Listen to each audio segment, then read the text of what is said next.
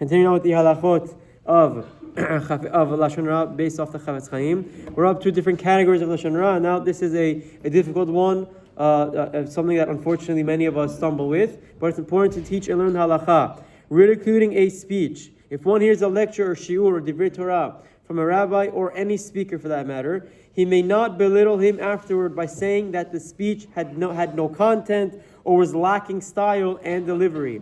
This is a classic case of Lashon Hara, since it could cause the lecturer actual financial damage and loss of income in the future, and it would be hurtful to him if he found that others are speaking negatively about him. So that's obviously, it seems so simple, seems so obvious, but unfortunately it's something that many people have a difficult time with because just we like to give our 2 cents on everything that happens around us.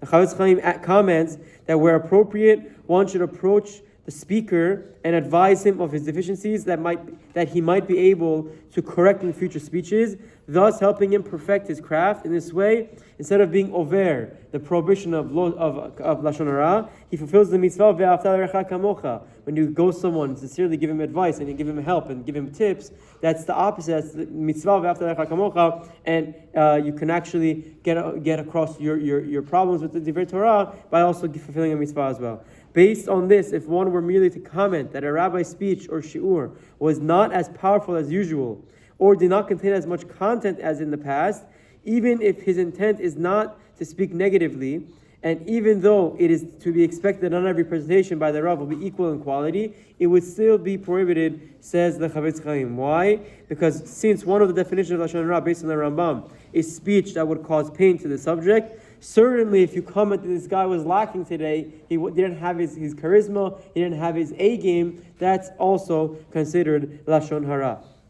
Now last thing for today, or second to last thing for today, category number 8, saying that one is physically weak.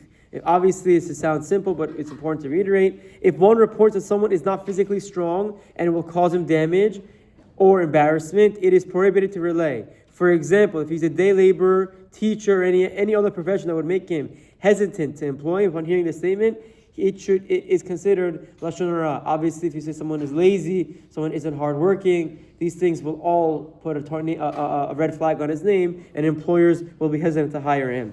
And last, reporting on one's financial status, number 9. It is also Lashon Hara to report that a person's financial situation is not stable, or that he is not as well off as he appears.